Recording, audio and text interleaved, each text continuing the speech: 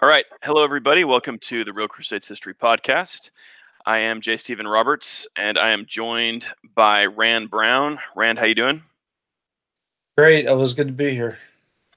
All right. And Rand and I are also joined by Dr. Helena Schroeder. Helena, how are you? I'm great, and it's been a long time, but it's good to be back. Yes, it has been a while since we've gotten a chance to do this. I know everybody's had all kinds of crazy stuff going on, but here we are, and this is thankfully a very juicy and interesting topic. I think everybody's going to have a lot to say about it.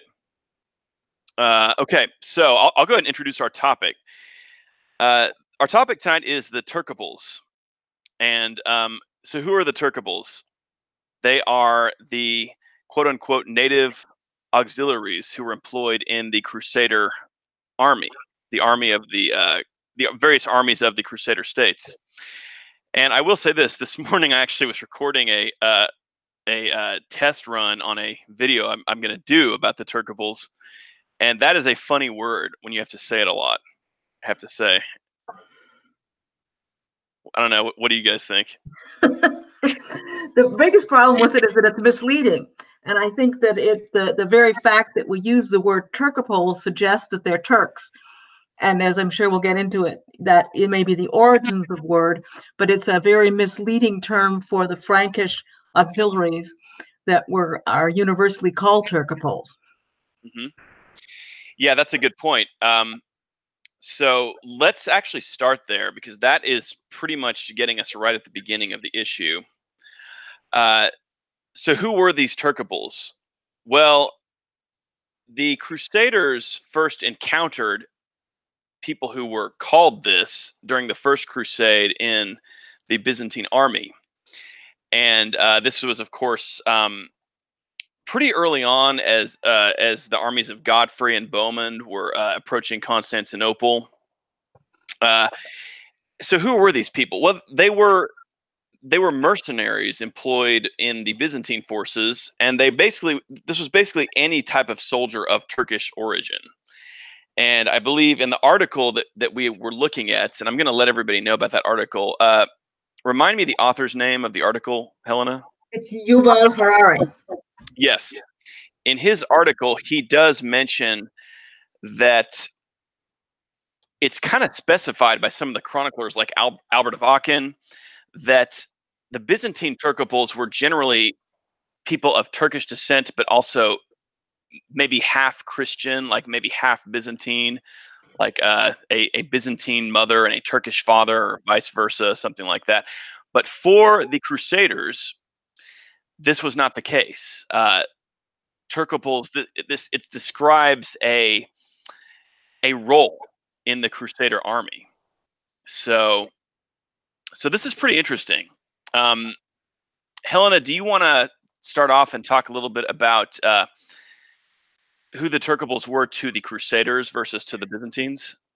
Well, yeah, that's it. As you say, we don't really know why they continue to use the term Turcopole, but we have to take a leap and say that the Crusaders came into this new environment where they were suddenly being faced by mounted archers, and it was a form of warfare. And I'm sure Rand's a better person to speak about this, which the Crusaders at this time were not used to.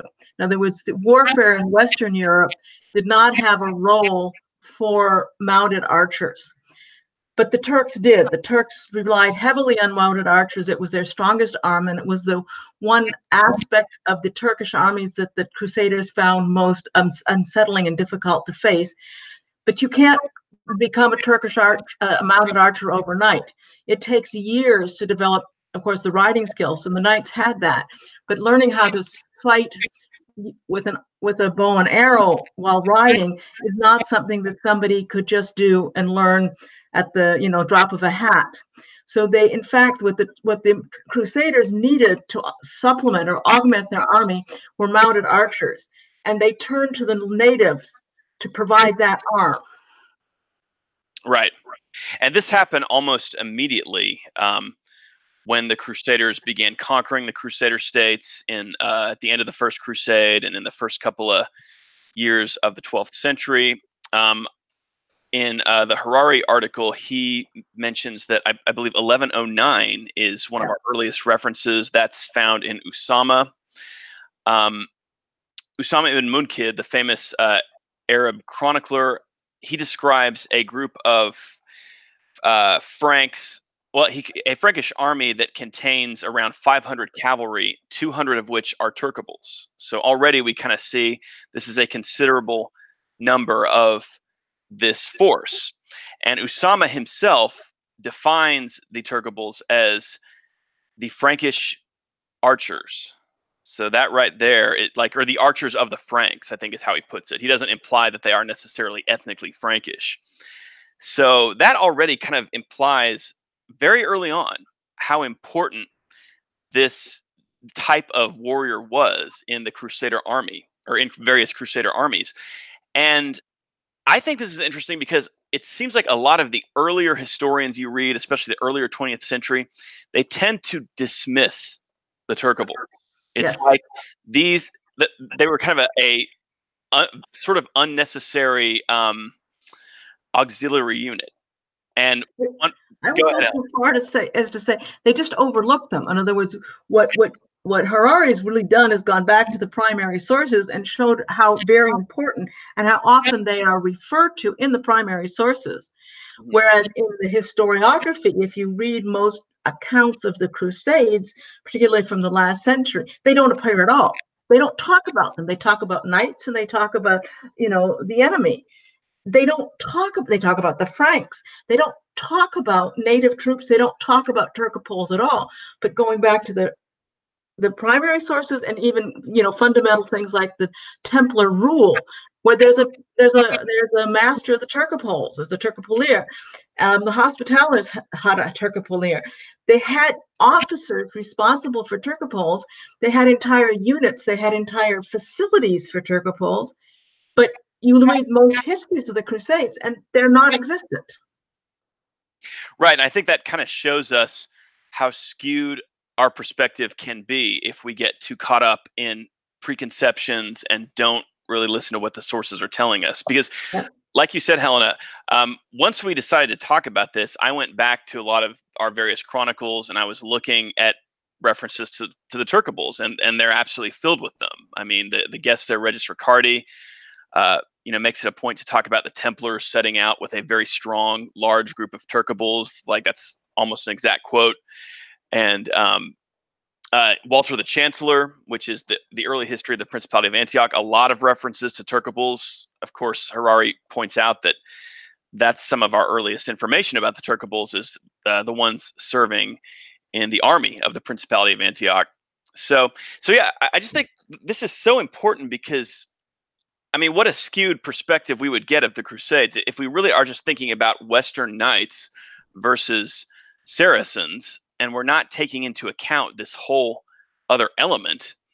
Native troops, in particular, this specialized type of native troop, this light cavalry, that can really give us the wrong impression of what the Crusades were about. Yes, how they were fought. But another really important point, I think, is that one of the major reasons that we're getting back to what they were, because the assumption was that Turcoples were Turks, and therefore they had to be converts. They either had to have converted to Christianity or to have been the children of mixed marriages. You will still see this in histories written in the late part of the last century, referring to the Turcoples as the children of mixed marriages or converted Muslims. And if you would make that assumption, in other words, if you take the word Turcopole and you use it just as it appears, and you use it the way the Byzantines used it, you come up with the Turcopoles had to be converts or they had to be the children of mixed marriages. And then you have an entire historiography, or 100 years or more, people saying, but the Franks lived segregated from the local people and there was no integration. There was practically no intermarriage. So there couldn't be very many of these people. So we have to dismiss the Turcopoles because our assumption is they are something that they weren't. And our assumption is, which is also being challenged increasingly by the archaeologists, that this Franks lived segregated from the local population. So in a way, the very The misinterpretation of the word itself led to ipso facto led historians to dismiss them as irrelevant because they couldn't fit they couldn't fit lots of Turcoples into a model that said the Turcoples were the converted Muslims or the children of Muslims. Right. Absolutely. Yeah. I mean, I think that's very true. This misunderstanding about the nature of Crusader society, the idea that it was very closed off from the local Christians. I think we have to look at the fact that so many of the important noble women in the Crusader states were native Christians, Armenians, Greeks. So that right there tells us something. But yeah, so Helena, do you want to talk a little bit about who the Turcoples were? Because we've been talking about the fact that they What they're not. Right, they were not necessarily Turk in any way. What the assumption, what Harari argues that we don't know who they are, that there's actually absolutely no evidence of who they were, because he argues very convincingly that the term was used in Frankish documents and in, as in the Templar Rule, it said to refer to a type of what's the term? I say Waffengattung is the German. It's an arm. It's just like saying it's the armor, or it's the infantry, or it's the artillery. Yeah, it's the actual term. At least when I read it, especially Harari's assessment of it, it reminded me a lot of, it was more specifying a type of soldier, not necessarily an ethnic identity, and it reminded me a lot of the beginning about the midway through the 19th century. You saw lots of Zouave units spread all over the place, and the Zouaves were originally a French army unit comprised mostly of ethnic Moroccans. And they wore a very distinctive kind of uniform, and they were sort of a light infantry force. And you ended up, they kind of became like a craze, like all over the Western world, to the point where, I mean, you even saw Zouave units. You saw several Zouave units or Zouave styled units in the American Civil War. So it's sort of what the term Turcopole kind of, it started to remind me of that, and I wonder if the Frankish Crusaders actually used it in sort of a similar way, that it was really denoting just light, Exactly. light, very mobile cavalry. That's what Harari's point is, that it is used repeatedly, and it's used consistently to refer to mounted archers. Yeah. But Harari's point is, we do not know who were those mounted archers, who made up those mounted archer troops. I think there's a very strong case to be made, but this is going beyond what Harari himself has said, that they had to be native Christian troops, because the Frankish knights, with some exceptions, but the Frankish upper class trained as heavy cavalry. That was their entire ethos, that was their entire identity, was the lance and the sword. They were not going to suddenly start becoming mounted archers. The fact that, we could, basically knights fought with lance and sword, so they were not the Frankish elite. Now, they could have been Franks of non-elite status, in other words, what we would also call mounted sergeants. But the very fact that the Templars and the Hospitallers distinguish between mounted sergeants and Turcoples is because the mounted sergeant also fought with lance and sword, and the Turcopole was a mounted archer. So I would agree. I would agree as well, because I would think that some sort of native Levantine people would have primarily been where the Turcoples came from. Also, you have to consider the very intense and very the sheer amount of time that it takes to actually train an effective horse archer. It's a lifetime. It's that's something they literally have to start from childhood. And all the great steppe cultures and the Turkic cultures and whatnot that were very horse archer heavy, did just that. Their training began as children. For that, you see that even to this day a little bit with some of the tribal games that tribesmen in Mongolia participated to this day.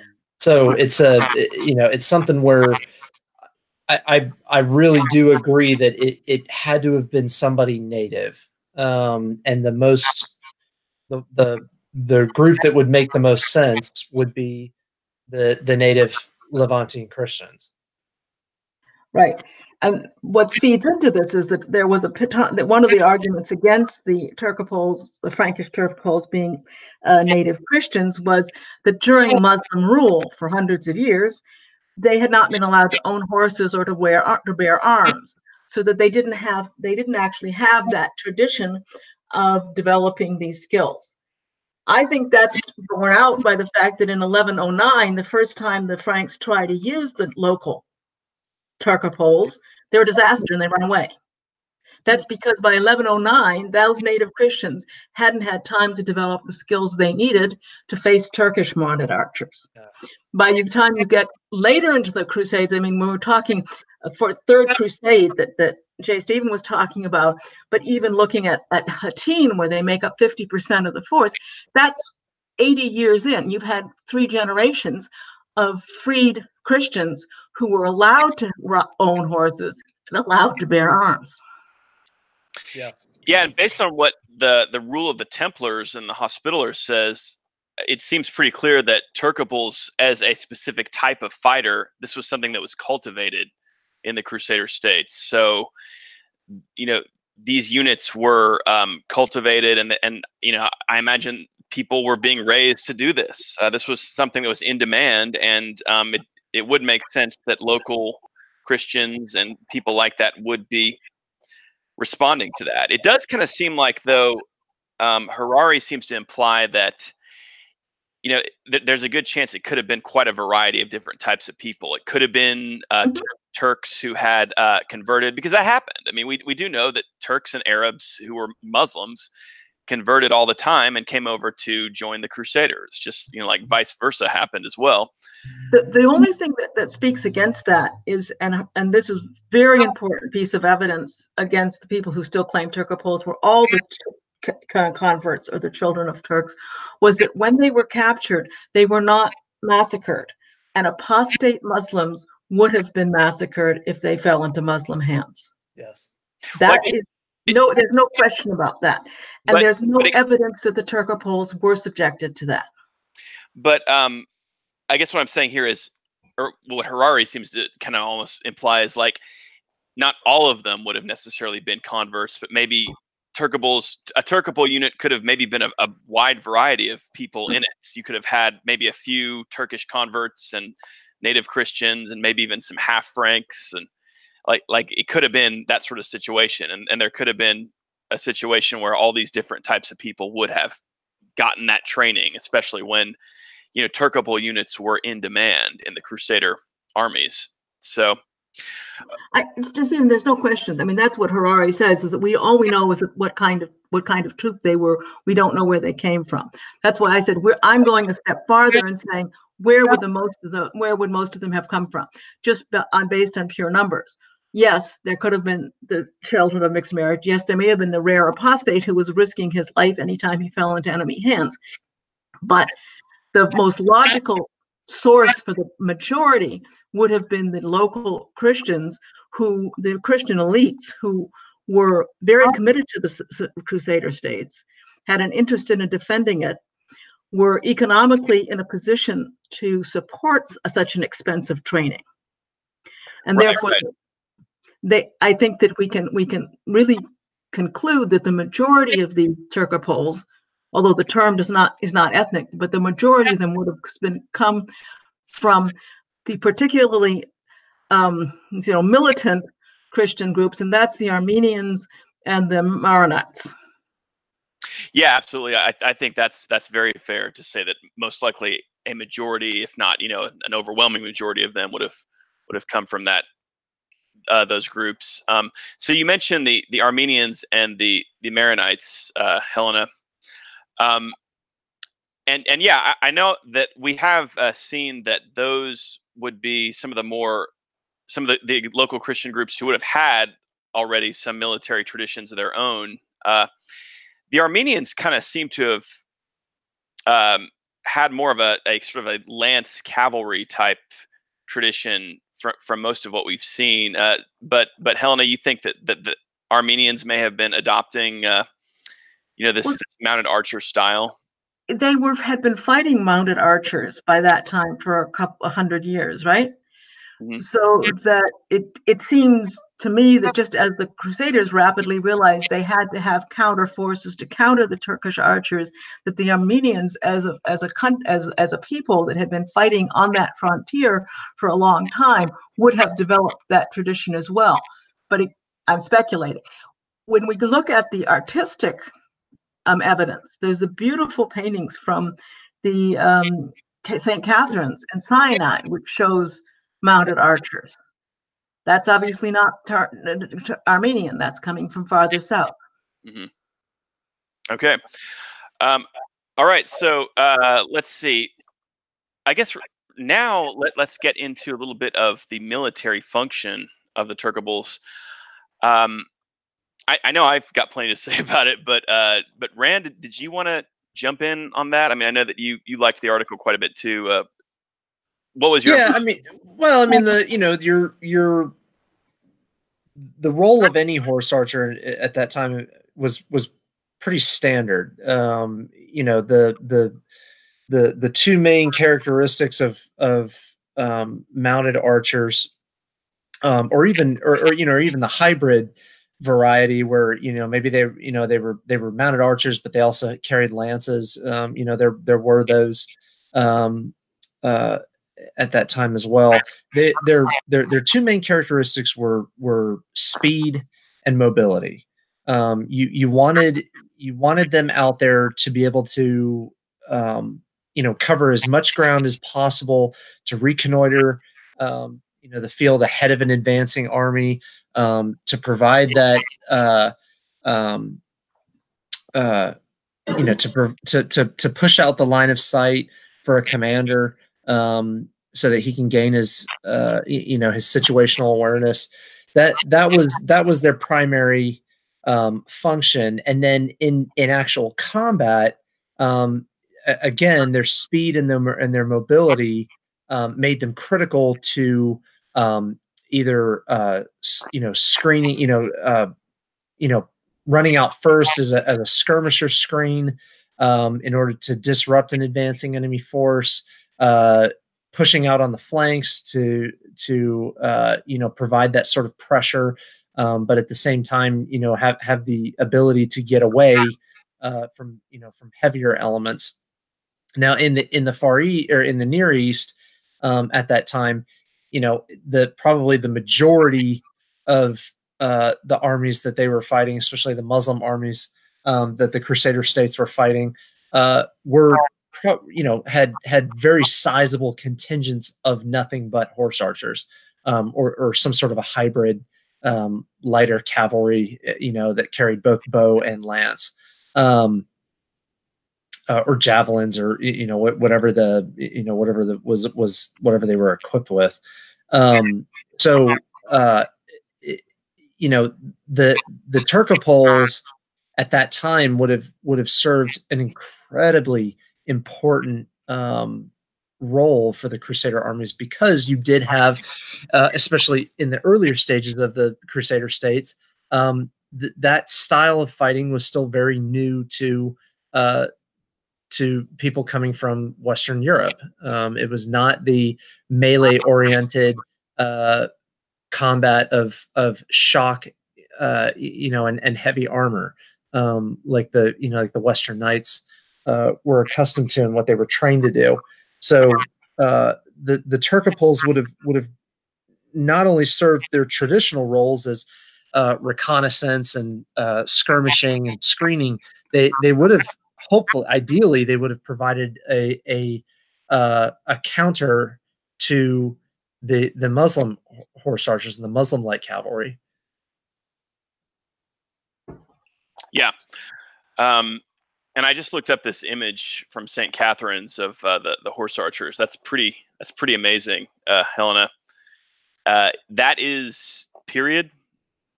Yeah, it's I don't have my whole library with me, but I'm pretty sure it's 12th century. Yeah, and it seems to clearly show what you might kind of think of when you're thinking of a Turcople.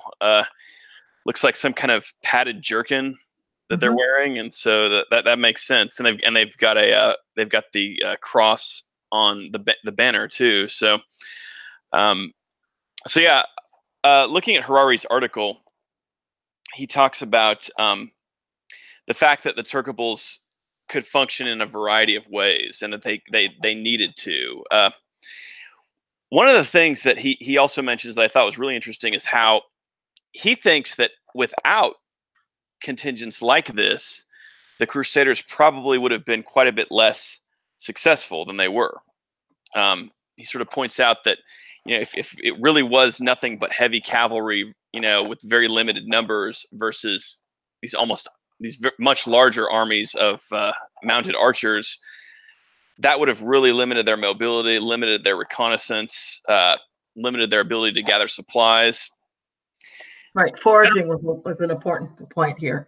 And as you were saying, the attacking caravans and that kind of stuff, which is well, they were light cavalry. Sort of gets I think in modern historiography, light cavalry sort of gets either ignored or is sort of looked down upon.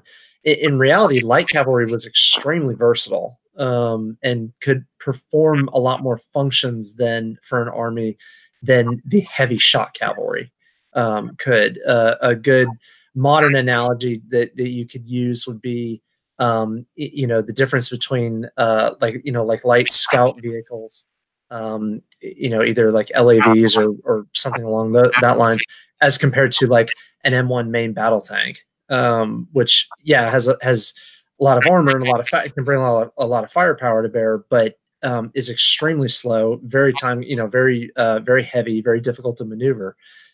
Whereas the light cavalry can due to its very nature and due to its sort of smaller footprint on the battlefield, as it were, or that it leaves behind, is a lot more versatile and can conduct things like raids and chevauchés and reconnaissance, advance parties, foraging, post battle mop up. It's one of the exciting things of looking at Turcoples is that if we assume the Turcoples were native Christians and that they're wearing armor that's much more similar to the Turks, but different, because it's very clear the descriptions that they actually change. They would put on a turban to disguise themselves as Turks. So they actually were not dressed like the Muslims most of the time. But as native Christians, many of the native Christians were in fact Arabic speakers, so that you could infiltrate your Turcopoles much more easily behind enemy lines. You could dress them up as Turks or as Arabs, and they could speak Arabic, and you could use them as spies, which I find is a fascinating idea. Yes. Yeah, and that's actually something that's mentioned in Harari's article. He talks about Richard the Lionheart's campaign. Well, towards the end of the Third Crusade, this thing with this raid on one of Saladin's caravans coming up from Egypt, Richard sends Turcoples ahead as scouts, and he actually tells them to put on turbans so they look more like Turks. So yeah, and that seems to imply too that these are people who could pass more easily among the Saracens. So yeah, the military function of the Turcoples. Harari does talk about. Well, for one thing, okay, I guess we should get into a little bit of just how big these units were in these various Crusader armies. A couple notable examples. He brings up the Battle of Hattin. As much as 50% of the horse force of the cavalry was Turcoples. Then he talks about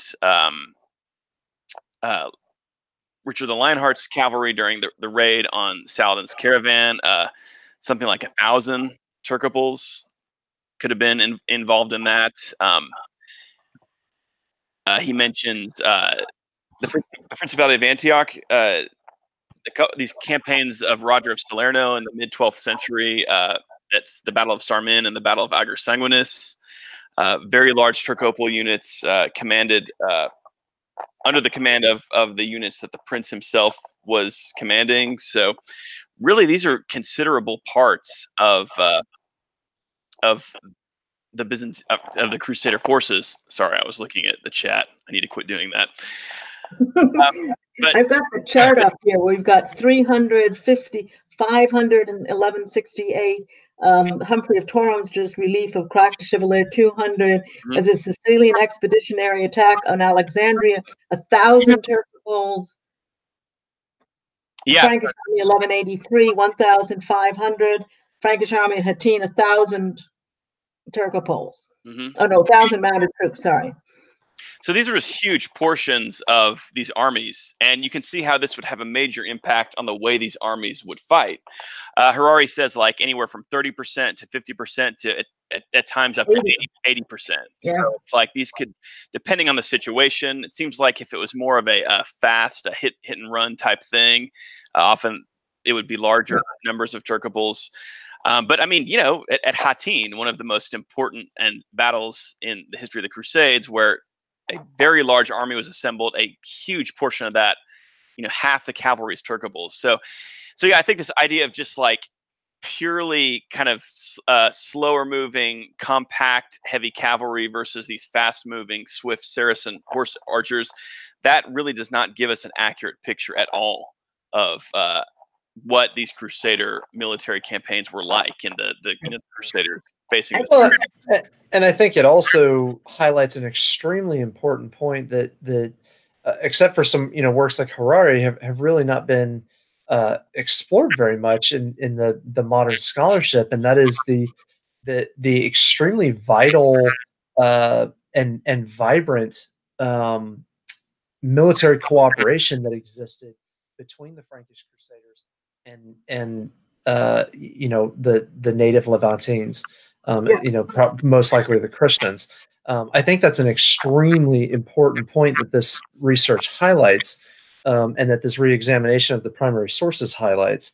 That really, and if you think about it, you think about other military adventures of a similar nature. Of one culture, one military culture into an area of the planet where the military culture is very different. You see that it's essential that there's this. There's a very tight military cooperation that then takes place between the incomers and the native peoples, and that's I think we really can't even think about the Latin Crusader states during that period without assuming that, and I don't think they would have lasted as long as they did had there not been extremely substantial military cooperation between the native Levantine Christians and the Franks. I'd like to go one step farther, because I think this is the most important point of all of this, is that it's not just military cooperation. Military cooperation is the ultimate form of cooperation. It's when you say you're willing to die for the regime. Yes. And normally, there are other forms of cooperation that are less, less committed. I mean, economic cooperation, religious cooperation, other forms of cooperation come first. If we see this level of military cooperation, that is indicative of a fundamental support for the Crusader states on the part of the native Christians. Yes. And that's something which is in effect very radical, because you go back and you look at Power and Smale from last century, and they're all claiming, oh no, the Franks were living in their cities and they were afraid to go out into the countryside because they were afraid of their peoples, and they were totally, they had to build, they built castles with walls in the middle of the country because they were afraid of their own people and their own peasants. And it's this they were, and the Christians welcomed the Muslims back and they lived better than the Muslims. Oh, yeah, and you hear all this, and you hear this nonsense about you see this a lot in a lot of sources, but you hear this nonsense of the Frankish Christians couldn't tell the Frankish Crusaders couldn't tell the difference between Muslims and native Christians, and so they just slaughtered them all like indiscriminately, and it's like that's the Crusades. If that had actually happened, the Crusades would have been far less successful than they really were. The Crusader states could not have survived without the support of the local population, predominantly Christian of various Orthodox varieties. Yes. And the fact that the Turcoples were this strong is simply one of the best pieces of evidence of the depth and really great the depth of commitment on the part of the local population to the Crusader regime. Yeah, I think that's a huge point. This idea that the Crusader states were this alien force that the native Christians had nothing to do with is just not true. I mean, there was incredible cooperation. In fact, I would go so far as to say the Crusades were a joint project of Latin Christendom and certain parts of Eastern Christendom. I mean, the Byzantines themselves were far more involved than a lot of people, tend to admit. Manuel Comnenus was the overlord of the Crusader states for a long time, and there was a close cooperation there. So, yeah, I think that it's important that we look at that. Okay, so in terms of the way they functioned in combat, we've been talking about the mounted archer thing, and they weren't just mounted archers though. They could also sling their bows and then grab a light lance or draw a sword, and they could function that way too. And Harari does talk about one issue that I thought was pretty interesting, and that is that the numbers of the Turcoples were limited, especially compared to these very large contingents of mounted archers that the Saracens had. So Harari thinks that they couldn't really do the kind of full-on harassing mounted archer tactic that the Turks on the Muslim side could. So their harassing capabilities were somewhat limited, but they still were able to make use of that. And in other circumstances, like once the Crusaders were ready to charge, the Turcoples could bolster that. So they could, get their lances and kind of act as as additional horse lancers, mounted lancers, to help with the cavalry charge. So they could function in a variety of ways, I guess, is what I'm getting at here. So did you guys have any further comments on the actual function of the Turcoples in combat?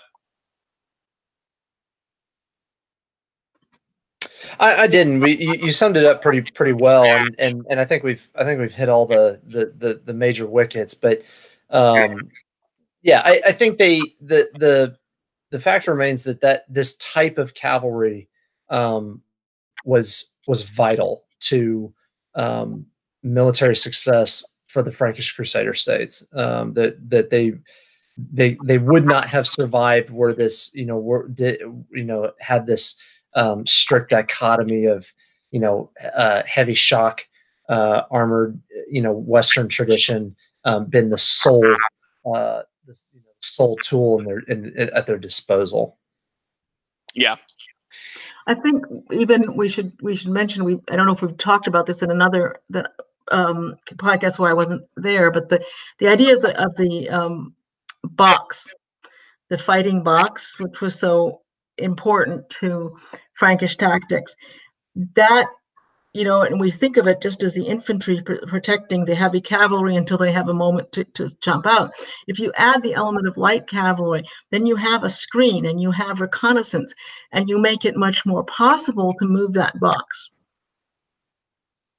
So that it's something which I think we're missing. We probably, our images of that Frankish tactic has been partly, you know, distorted by not taking into account that there were these Turcoples. Mm-hmm.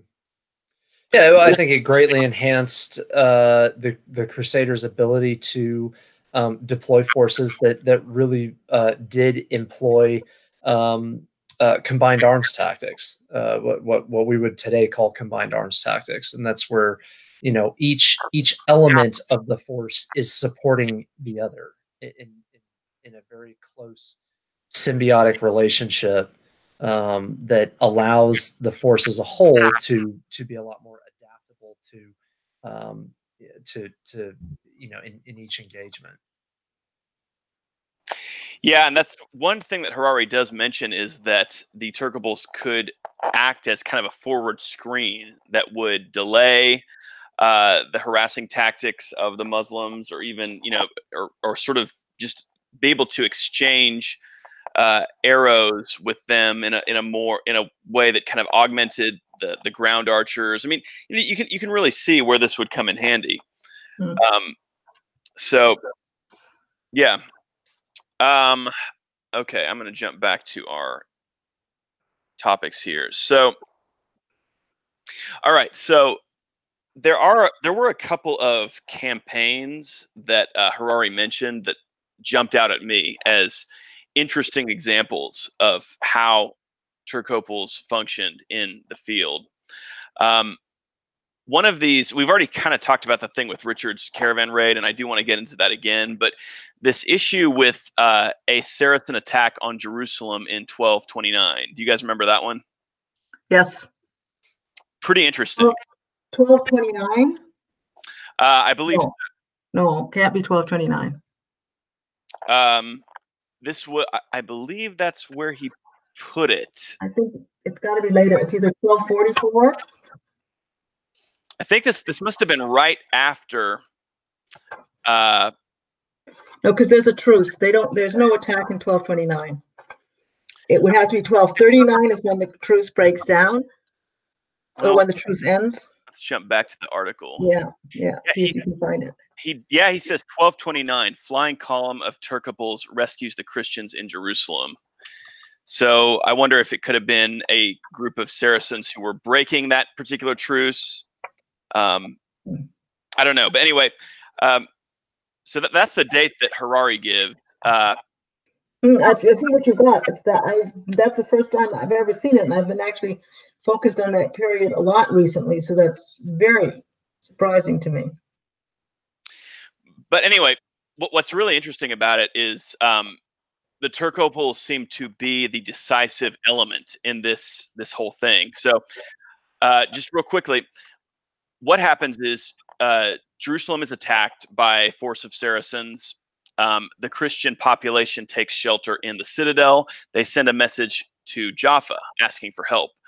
At Jaffa, the Crusaders assemble an army and begin to advance on Jerusalem, but they send a force of Turcoples ahead, who basically, you know, again, they're light cavalry. They're able to move very quickly. They come up on Jerusalem.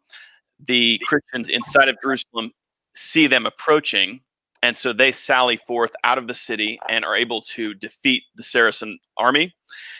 And then when the Saracens are retreating, the Turcoples basically pursue them very quickly and are able to kill most of them. So by the time the actual Crusader army, the main body of the force, even arrived, it was already over. The attack had been defeated. And I don't believe he gives any numbers for any of this. It says about 2,000 Muslims were killed. All right, yeah. He gives the enemy casualties. Yes. But anyway, baffled by that date. Well, I mean, I think that I'm not going to question it. I'm going to have to find out more about it. Well, the thing that I was thinking was, okay, well, what this truce that was made during the Sixth Crusade didn't necessarily have full weight throughout the Saracen world. But anyway, but yeah, I don't know. Don't you guys just think that's just a fascinating little description of how effective Yeah. the Turcoples could be? I mean, this was really impressive, and it seemed to make all the difference. And again, it's about speed. It's about the fact that they were able to use this light, you know, mounted archery. They were able to move quickly. Speed and maneuver, when applied under the right circumstances, can be extremely effective in any scenario, and that's really where light cavalry, especially in pre-modern warfare, light cavalry really made its money on that. But again, the local population gained heart and came out and slaughtered the Muslims. Again, the evidence that the local population wasn't exactly cheering the Muslim rule and happy to have the Muslims back, as some historians or commentators would have you believe. Very clear evidence that they were happy to be rescued here. Yeah, absolutely, Helena. I think that, and like you were talking about earlier, this is an example of valor in battle. Putting your neck on the line. These were not just like reluctant mercenaries who were going to do as little as possible and then maybe even betray, the main army at the first chance they were able to. And actually, this next episode I want to talk about also illustrates that. And that is, of course, Richard the Lionheart's raid on Saladin's caravan in 1192, one of my favorite stories from the Third Crusade. Again, Turcoples just play a huge role in this. Do either of you want to describe the main action, or should I jump into it? Go ahead. Okay. So June 1192, Richard gets word that Saladin has a caravan on the way from Egypt, a very large caravan that has a very considerable military escort. So he decides he's going to intercept this caravan and deny Saladin these supplies. He assembles a force that has a very large Turcopole contingent. Harari says 1,000, and I believe he says 500 or so heavy cavalry, and then about 1,000 infantry. And I know there's a part in the Gesta Regis Ricardi that says that at one point the infantry was actually riding pillion with the Turcoples to save time, so they could move at horse pace rather than walking human pace. But anyway, so Richard he dispatches a small group of, I believe it's 3 Turcoples, to go ahead and just do reconnaissance on the activities of the caravan. On their way, they actually are intercepted by a group of Turkish scouts who then proceed to chase them. And the Turcoples outrun them. They're able to outride them and get away from them, and they complete their reconnaissance mission. When they get back, Richard then dispatches the Turcoples ahead to act as a force to slow down the caravan. So, I left this part out. Richard gets word that this caravan is aware of what's going on, that he's coming for them. So he sends the Turcoples ahead to prevent them from making a hasty retreat. And apparently it works. The Turcoples use mounted archery to harass this rather slow-moving marching column of Saracens. So it's kind of the reverse of what we saw leading up to the Battle of Arsuf. The Saracen caravan, with its military escort, is bombarded by the mounted archers of the Turcoples, their mounted archery. And it works. It slows down the caravan. Richard arrives with his main force, totally defeats Saladin's force, captures the whole caravan, and this was a major blow to Saladin's war effort. So, again, well, especially, I mean, it was kind of the classic story of the lightning raid, on an enemy's logistical lines. And something to keep in mind is that that caravan that was coming up out of Egypt across the Sinai and through the strait there by Ascalon. One of the reasons that it was so important, and if I remember correctly, I believe this engagement was one of the last engagements before Richard was able to bring Saladin back to the negotiating table again. This caravan wasn't just it wasn't like you see in the movies where it's just a couple of camels being led along on a string. This was a massive logistical train, supply train that was coming from the Ayyubids' main base of supply, which was the extremely fertile their extremely fertile lands in Egypt, and to lose a supply train like this would have been it would have been devastating to Salahadin's war efforts in the Levant. Right. And again, I think it's a good example of how effective the Turcoples could be. The speed, and one of the points that Harari makes is that these Turcoples outrode the Turks who were pursuing them. So it's not like these were just kind of like a poor copy of the Turks. These guys were the real deal. They could do the light cavalry thing very effectively. They could outride the Turks, when they needed to. And at least by this time, as I say, we know that the early engagements, they weren't very effective, which, as I say, suggests that it was the natives taking time to develop these skills. Yeah, that's a great point, Helena. Harari mentions that I think it's Walter the Chancellor, when he's chronicling the Battle of Agersanguinus in 1119, says that was one of the big problems, was the failure of the Turcople unit there that helped contribute to the defeat at Agersanguinus. But yeah, that is interesting. It does seem like the Turcoples seem to get better over time, which is consistent with them having to learn these skills, because at 400 years of Muslim rule, they hadn't been allowed to engage in warfare. Yes. On horses. Yeah. Okay. So yeah, I think I've covered everything I really want to hit. Really fascinating topic, though, and I do think that a lot of people, when they are conceiving of the Crusades and they're recreating this history in their mind, they leave this part out, and this is the fault of the historians. of the way historians write about it, and I'm really glad we can reassess this and think about the importance of this part of the Crusader army.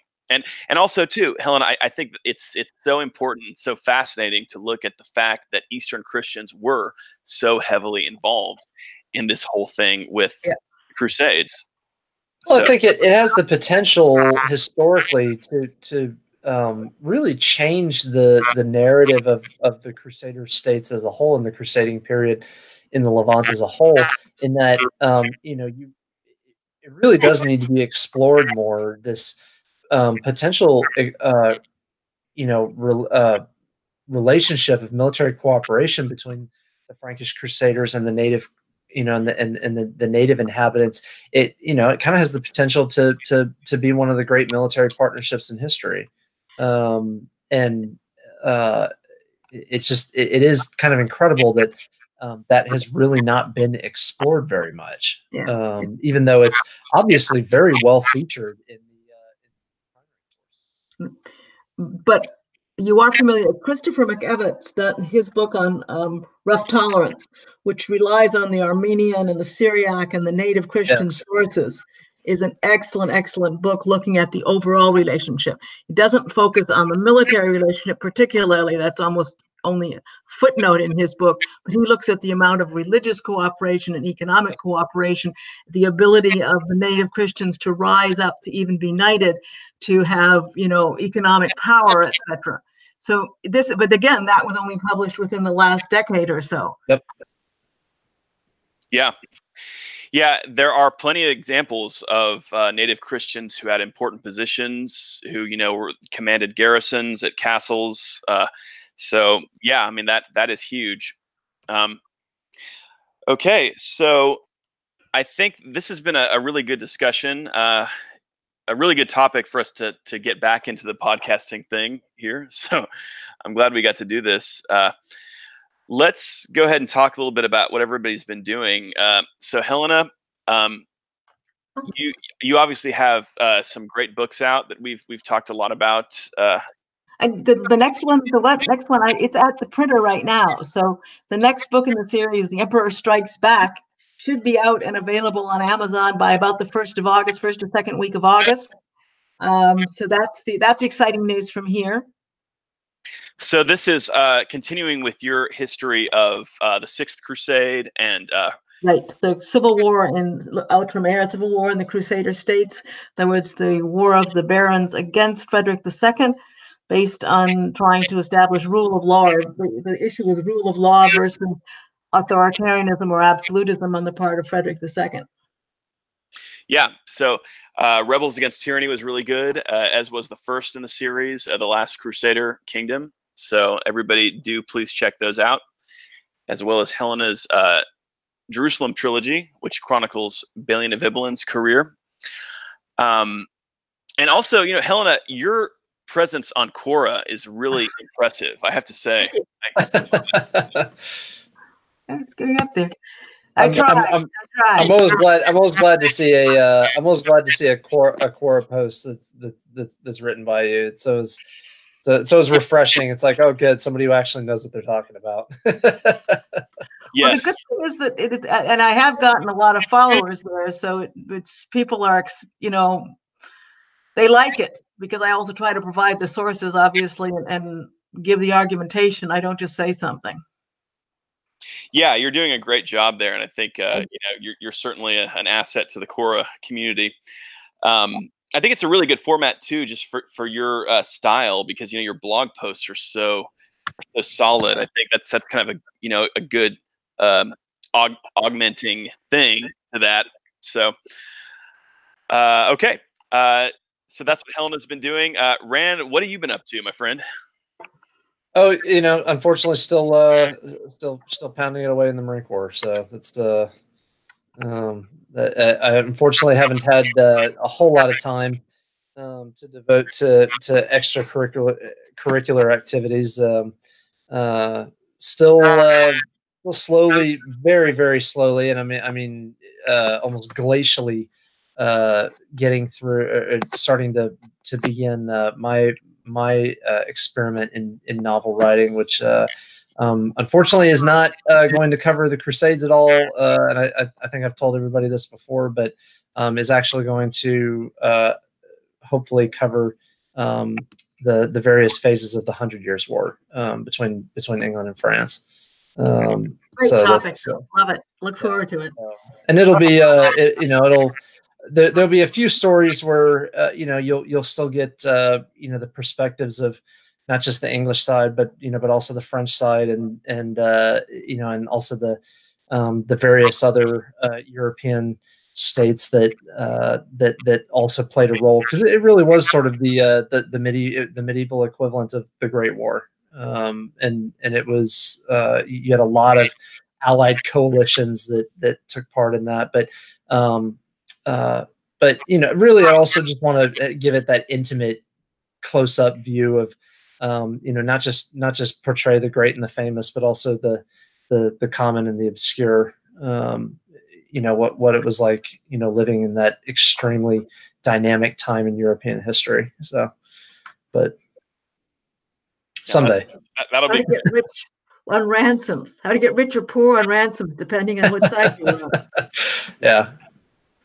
There's a phrase about there wasn't a household in England where the women didn't wear something someone had brought back from them sent back from France. Yeah. Well, and I think it'll be a lot of fun to chronicle some of the self-made men that sort of made themselves in that war. People like Sir John Hawkwood. Who started out as a poor second son of a minor Sussex landowner, and ended up dying one of the wealthiest and most powerful landowners in Tuscany at the head of his own mercenary free company. So buried with full military honors in the Duomo in Florence. Yes. So. Time of Medici. Not just the Medici. I'm trying to say, what's our friend Machiavelli? Yeah, Rand. I mean, if anybody should be writing about the 100 Years' War, it's definitely you. So, so. Well, I did write. I wrote my master's thesis on it, so I better know what I'm talking about. Yeah, I'll forgive you for not writing about the Crusades in your first. Well, the competition the competition's too thick in the Crusades novel business. But between you, Scott, and Dr. Schrader here, it's that's y'all are tough acts to follow. So. Well, I've been pretty busy myself. I mean, I'm working on this novel about the Third Crusade. I'm at Arsif right now, so I'm committed to having the first draft done by the end of this year. So I need to send you what I've got done so far, Helen. I've been love to see that. Yes, please do.